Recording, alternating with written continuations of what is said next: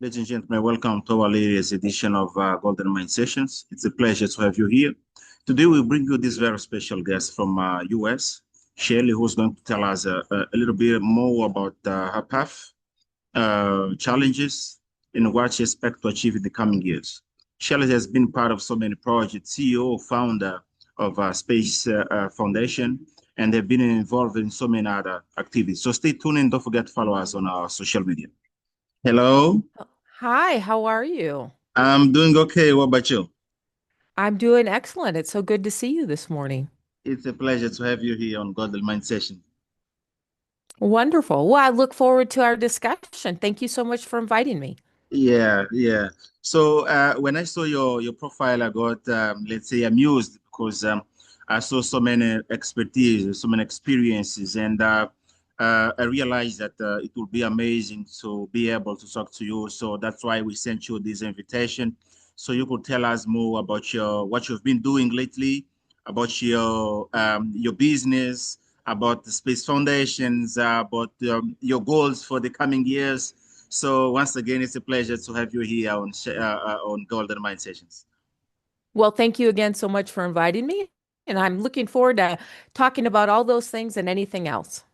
Okay, so to start our chat, can you tell us what inspired you to become involved in the space sector, and how did you actually, can you tell us about your earlier experiences and the experience that shaped actually your approach today? Can you tell how did this all, let's say, these things began? Wonderful. Well, excellent. Well, let me start with the beginning, and I'll start with that. My journey has four chapters. And so I share with your audience, I'm sure they've had many different chapters in their lives too.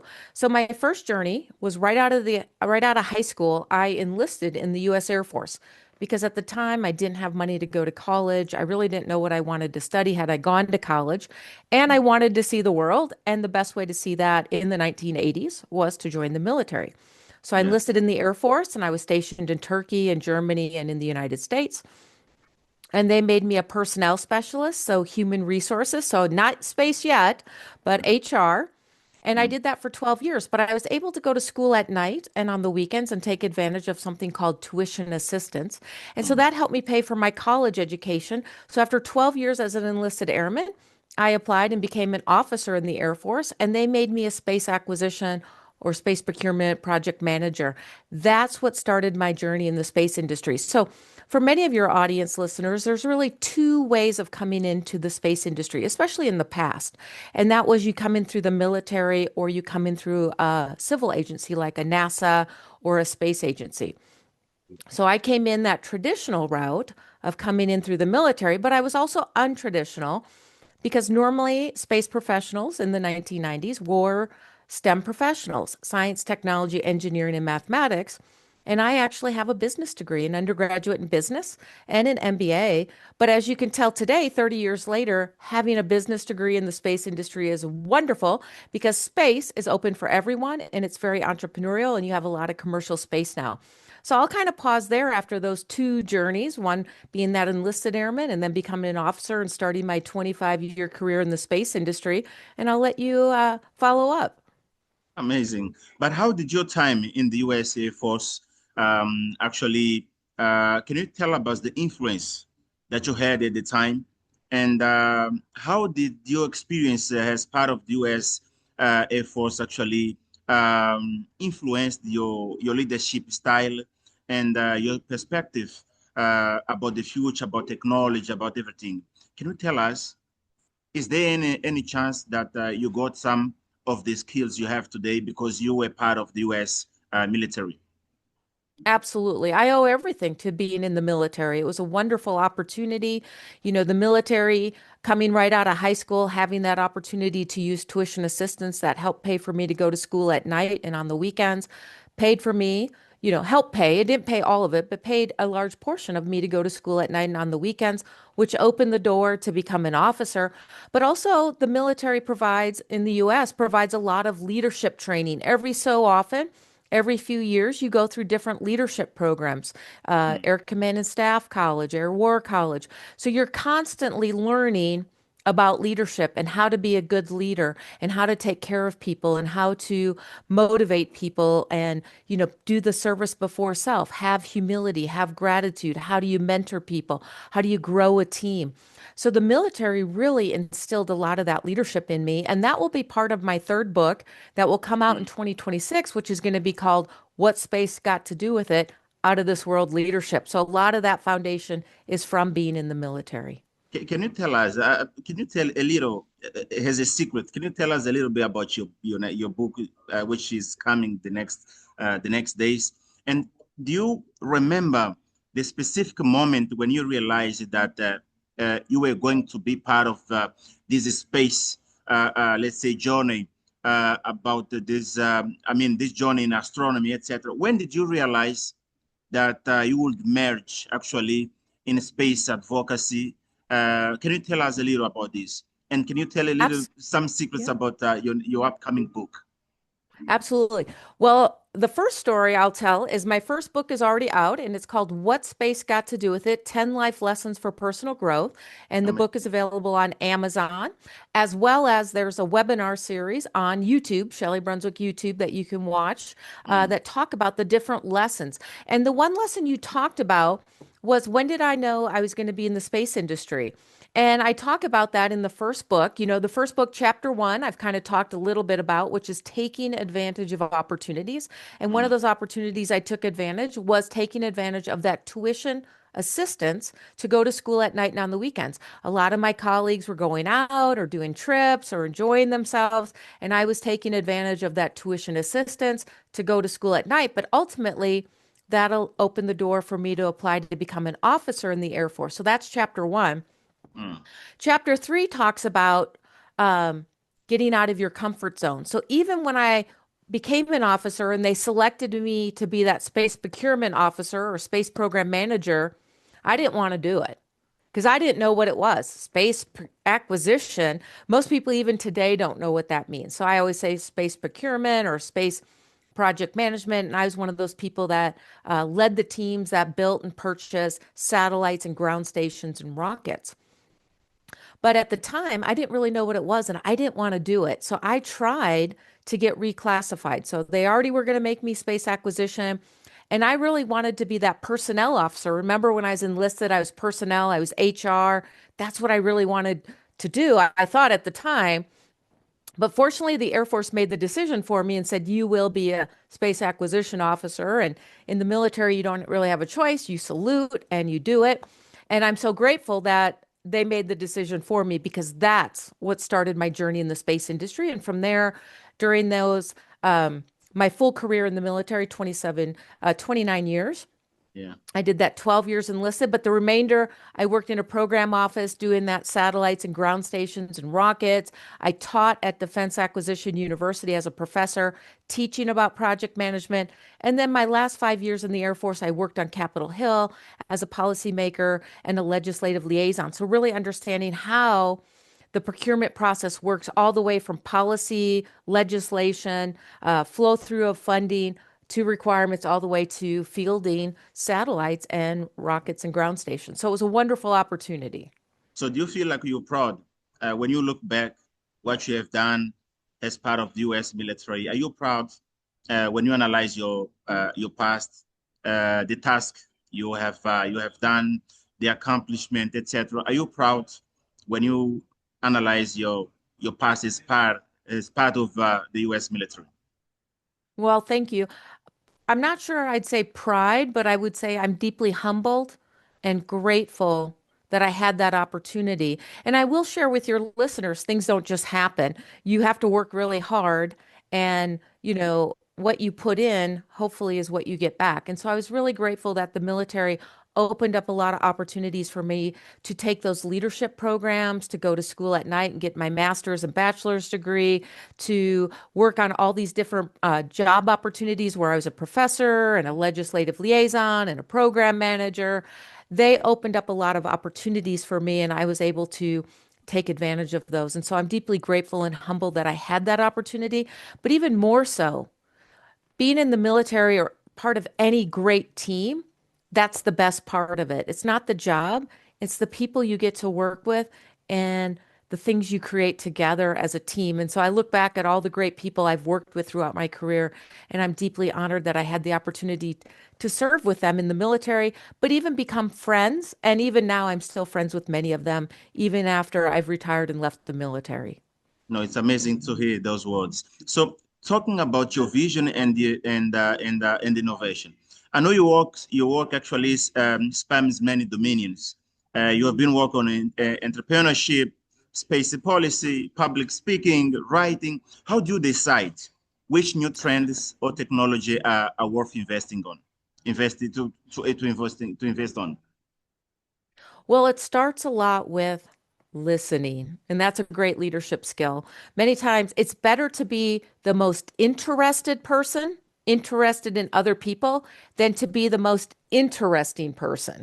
So, what Mm, that means is a lot of times it's about listening. So, fortunately, you're giving me lots of opportunity to talk today. So, thank you for that. But a lot of times I go to events and I like to listen. mm, And as you highlighted in my book, in each book, for the overall process, I've interviewed over 200 global thought leaders. And in each book, I include highlights from 30 of them. So you will find role models and mentors in each of the books from regions around the world. And the best part of interviewing people is I'm listening and I'm learning, and then that allows you to lead. So listen, learn, lead. And so by listening to all those global thought leaders, attending global conferences like LEAP and Deep Fest in Saudi Arabia, or the United Nations General Assembly Science Summit, or ISESCO events, I'm listening to global thought leaders, and then I'm synthesizing based on past experience and my experience, which I have an interdisciplinary background, which I think is really important for your listeners to have an interdisciplinary background, and then synthesizing where do I think the future can go. And then as you know, I write articles about it in Forbes Technology Council, Global Trends magazine, and obviously in my book series. Now, it's amazing. I would like to know what is your opinion about the emerging technology? I'm talking about AIs, etc.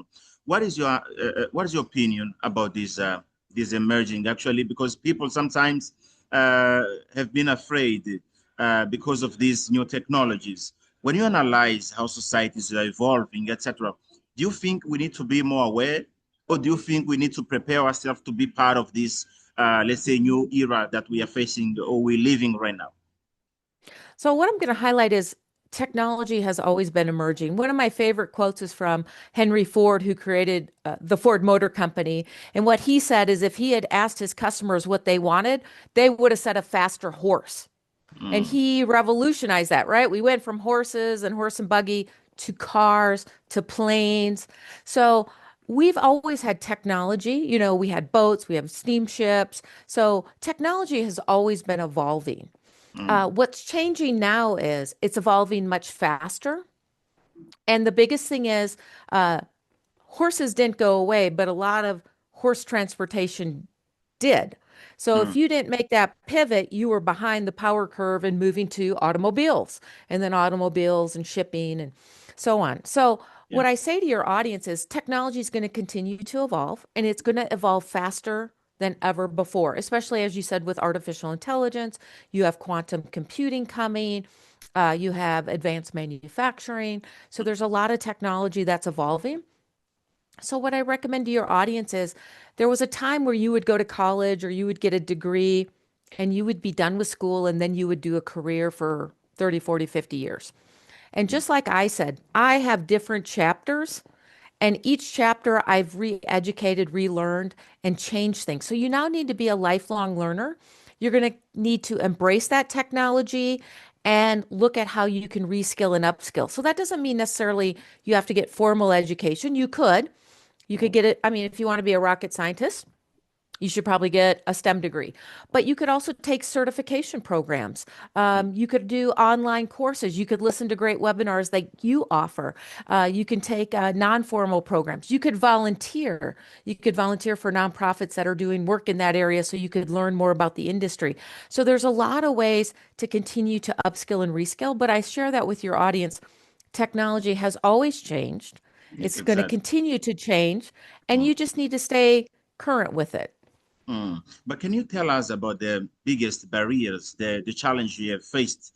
Um, when you were starting and during your path, trying to enter the space and STEM ecosystem? Can you tell us about the many challenges you might have faced during the, let's say, the pursuit for happiness somehow?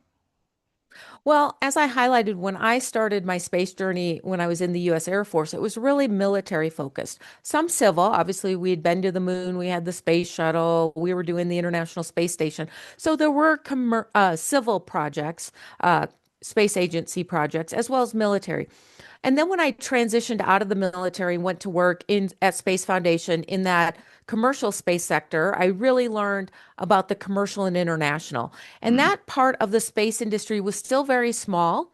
It was still a lot military and civil, but over the last 30 years, you've seen a lot of commercial space come online. I mean, most people are aware of Elon Musk, Jeff Bezos, Richard Branson, but there are so many other space projects besides rocket companies. There are space companies that are doing Earth observation that can help farmers with agriculture to increase crop yields and understand how their crops are doing, whether they need water or fertilizer, or if there's going to be a drought, weather predicting. yeah. Farmers in Africa need to know, is it going to be a drought year? Is it going to be too much rain? You know, one year it was too much rain in Cameroon and that destroyed the field. So too much rain, too little rain. You Mm, can also use Earth observation to guard your borders, you know, for military. Are you having border incursions? Or if you're along a coastal region, can you protect your fisheries from international organizations that might illegally do fishing? So you want to manage your resources, your oil and gas mining. You can manage your pipelines or water management. So there's so much technology now that's commercialized that's available to companies and individuals to yeah, help them grow. And I just highlighted agriculture, border security, fishing, yeah. resources, but there's also education, advanced manufacturing, finance, you know, fintech is a whole wonderful sector, fintech, but fintech can't exist without space and cybersecurity. So it's an amazing time to be part of the space industry. Mm, And one of my biggest challenges is getting on wonderful programs like yours and sharing with your audience how space is for all of us. It's not just for the military or the space agencies. It's for those farmers. It's for the fisheries. It's yeah. for the military to protect borders. It's for wildlife trafficking and human trafficking. We can monitor all of that from space and We're provide talking about real-time data. technology. We're talking about technology focused on communities, right? Talking Yes, talking about local contents. absolutely. And there are millions of people around the planet that are still not connected to the global economy, not the space economy, just the global economy. A Yeah, lot of that's them in Africa, they're along a lot of the equatorial region of the planet. They're in island nations, many of them, that we can't lay fiber optic cable to them to be mm. part of the global space or the global economy. The only way we can bring in many of these countries, communities, citizens is through satellite technology direct to whether it's to your phone, your television, the opportunity. And once we can bring all citizens into the global economy, then we can raise their standard of living. So space isn't just for the few. Space can be for everybody, and it's an empowering capability that can help raise national standards and GDP for everyone. So, Shelley, when you analyze the programs that are running lately, I'm talking about the Larry Ellison, Oracle, Saltman, OpenAI, NVIDIA, I'm talking about Elon Musk, Jeff Bezos. We've seen rockets going to space so much lately. What are the programs or what are the activities that you appreciate the most when you analyze the latest activities in the space ecosystem? Well, I think there's a number of really exciting technology. And so when you think about cutting edge technology, you're talking about artificial intelligence, quantum computing, energy and energy storage, biotech, robotics. So all of those technologies have a space intersect. So Mm, one of those, let's talk about biotechnology. We haven't talked about that, but one company I know, Lambda Vision, is mm, run by a woman named Dr. Nicole Wagner. And what she's doing is there are millions of people around the planet who lose their vision as they age. It's called macular degeneration. You lose your vision as you age, and there's no cure. mm, What Dr. Wagner is looking at is providing a lens replacement that will give people back their vision.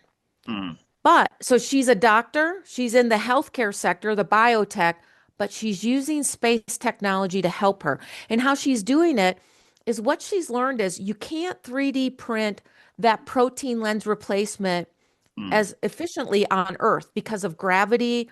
It causes a lot of anomalies in the protein lens replacement. And you don't want to put that in your eye. But mm, what she's learned is when she 3D prints it in microgravity mm. in the International Space Station, it comes out much better. So you have less waste, less resource loss. So she's not in the space industry per se, but she's using space to enable her business to Mm. save money. So she has to work with SpaceX to get her material up to the International Space Station. She has to get it 3D printed. She has to get it returned to her.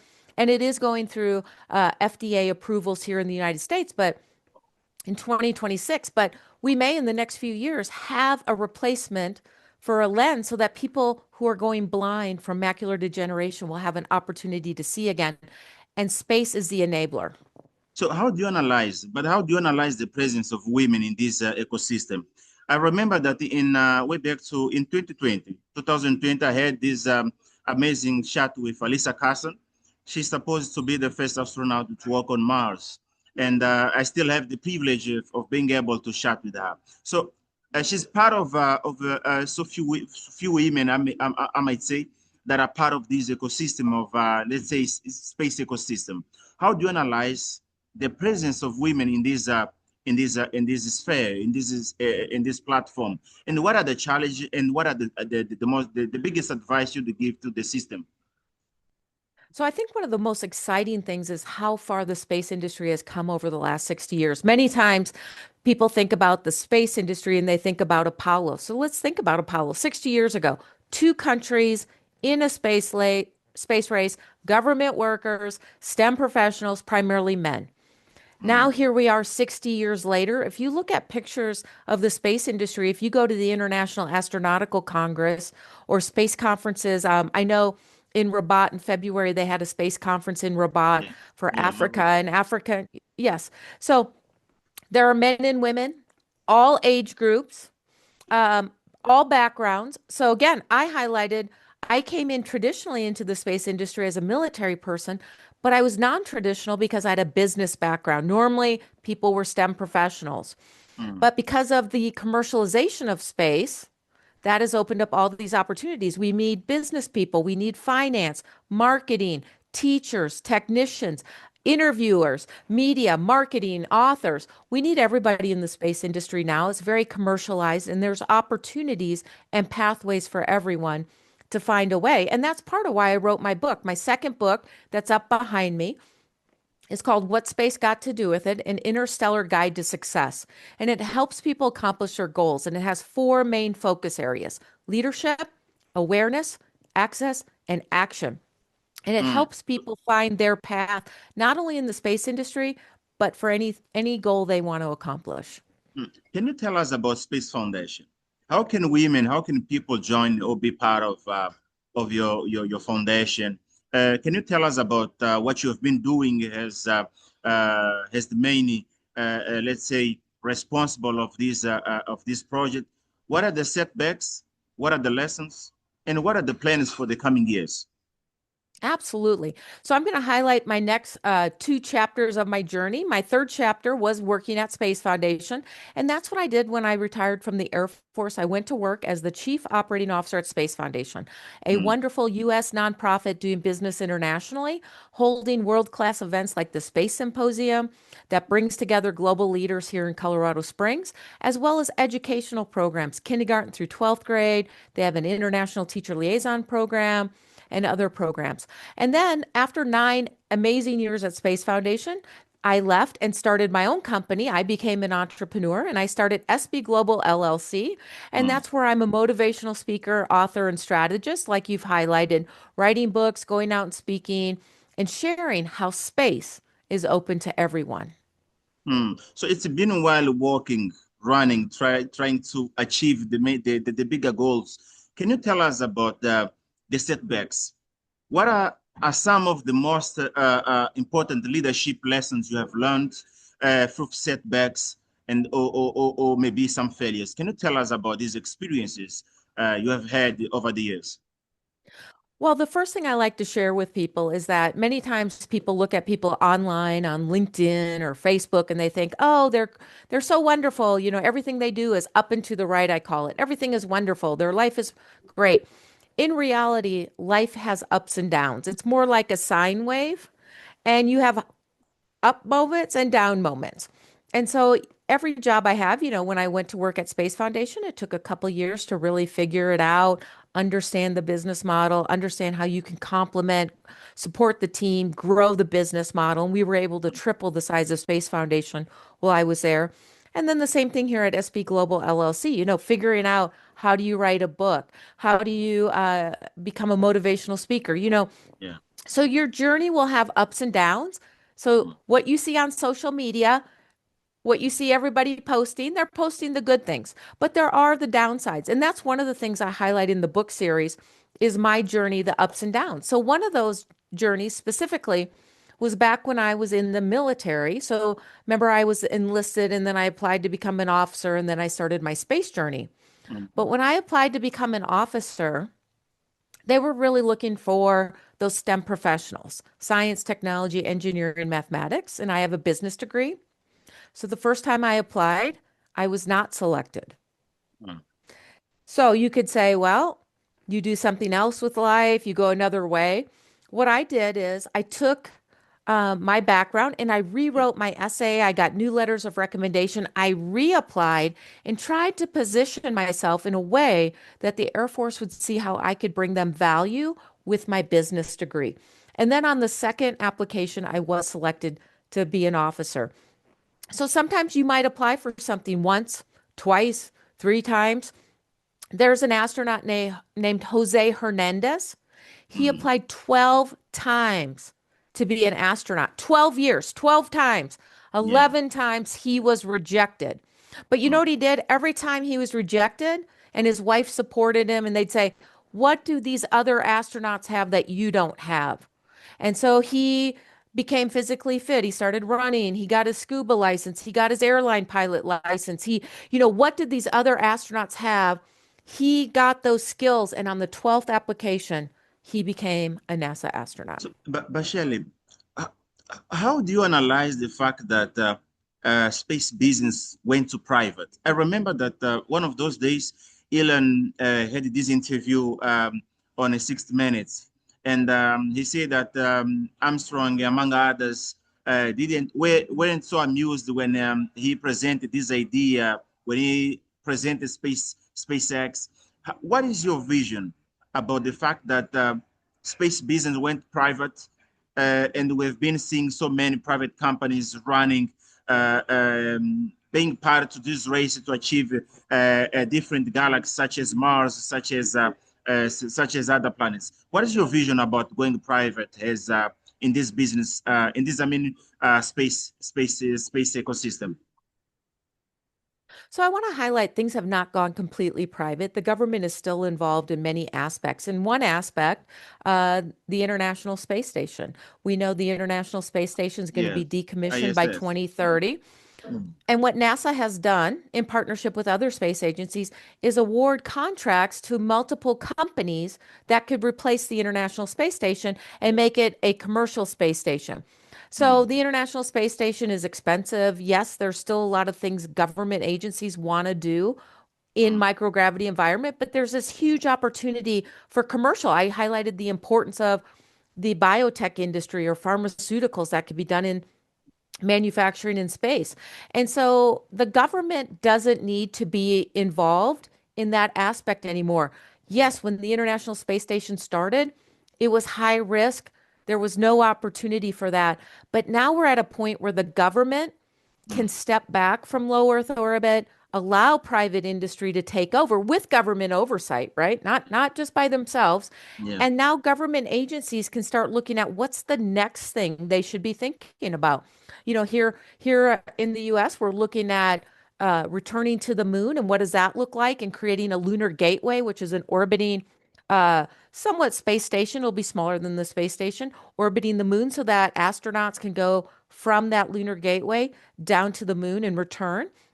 But ultimately, if commercial is not involved in the plan, then it's Mm, only government funding. And government funding for space, yes, we do want to understand all those great resources, understand the origins of our universe, and look at other planets and understand because we need to know, like the sun creates a lot of solar energy that impacts the earth, that impacts our telecommunications. So we need to understand those things. That's really great for the government to take that role. But when we look at how we really want to have telecommunications, earth observation to help farmers and people around the world, that's a great role for industry to take over and take over that low Earth orbit. The government doesn't need to be there anymore. yeah. Industry can take that over. The government can provide rules and regulations just like they do in the sea. We have Mm, maritime laws. We have the Navy, but that's really commercial shipping now in the yeah. sea. Mm. So that's what I share. There's a role for everyone. The government has a role, industry have a role, and private citizens have a role. But there is something I would like to know. Do you believe there is life, other kind of species in other planets? Do you strongly believe in this theory, or we're just trying to explore different planets?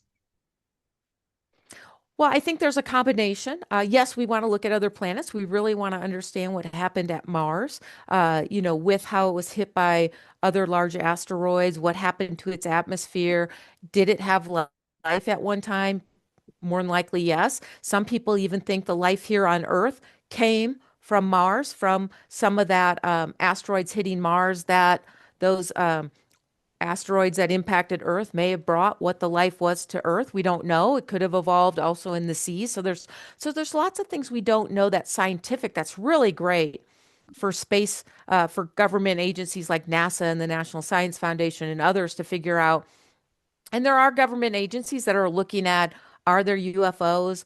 Are there extraterrestrial life? We're still looking. There's no concrete evidence. There's lots of great shows out there. So one of the TV shows I like that's also on TV, but also your audience can Google, is called How the Universe Works.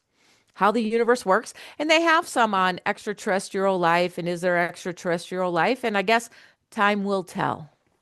Mm. So uh, for young entrepreneurs who want to work or be part of, let's say, the space ecosystem or be part of technology ecosystem, what are the advices? What would you say to them right now?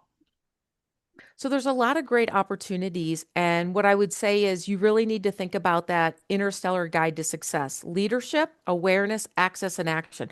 So Mm. leadership is about self leadership.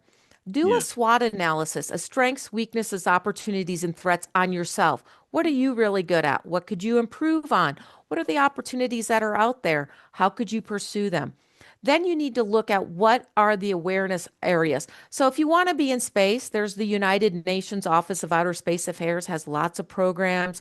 There's Space Generation Advisory Council. So find those organizations, and maybe you're interested in a different technology. So I'm just giving you some space references, but in my book, I provide other organizations you might reach out to. If you want to be a program manager, you could join Project Management Institute, or you want to be a speaker, you could join Toastmasters. So you have to do that awareness. What are the things that align with what you want to do based on your leadership, your strengths, weaknesses, opportunities, threats? Then you need to find the access points, the third step. How do Mm. you start participating in those ANUSA events or the International Astronautical Congress or joining Space Generation Advisory Council or the Mars Society? So, how do you find an access point and start connecting with like minded individuals, which leads you to the action step? Take action. Do you need to get training, formal, Mm. informal, volunteering?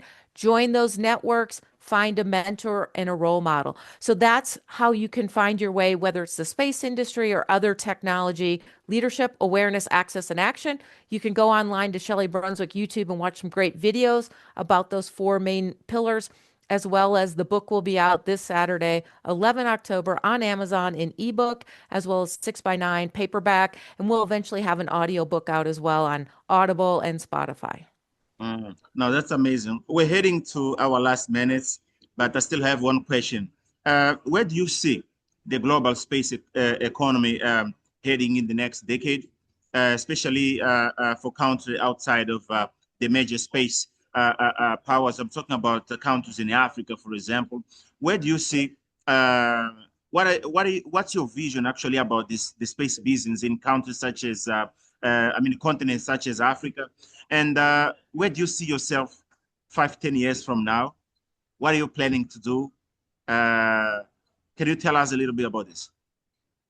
Well, I'm sure for your audience who may not know me, I love Africa. I just did a program in Togo this year. Both went there for the Space Forum Africa, their first conference in Togo.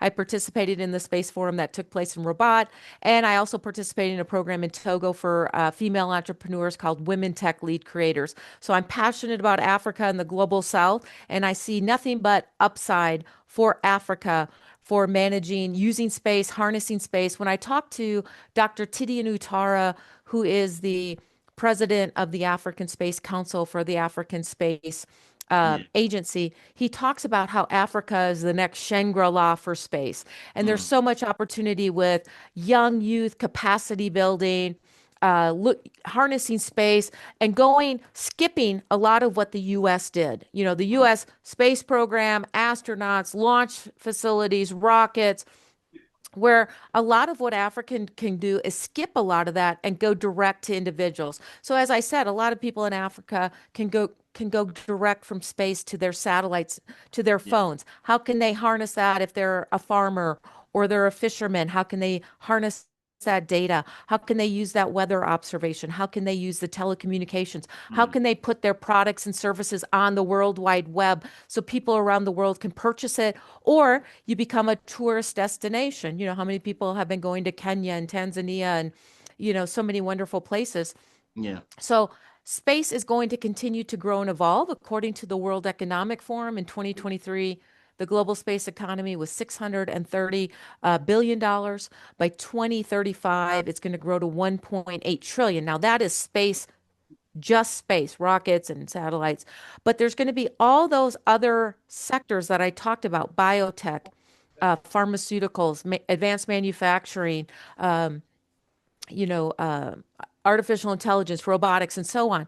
So what I say for Africa is you have an amazing leader with Dr. Tidiane Ouattara, and there's so many other great space agencies.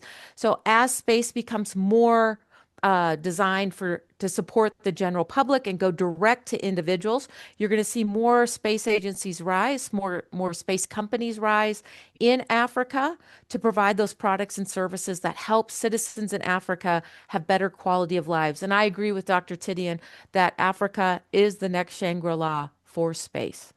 Oh, amazing. Thank you for these words. It was a pleasure to have you here on Golden Mind Session, Shelli.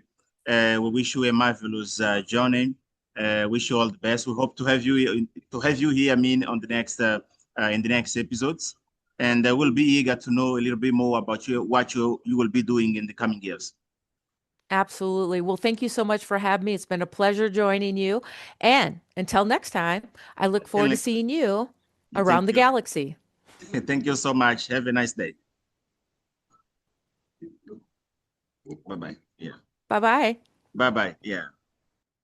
It was a pleasure to have you there. We felt your presence. We hope to have you in the next episodes of Shots of Legends. See you next time.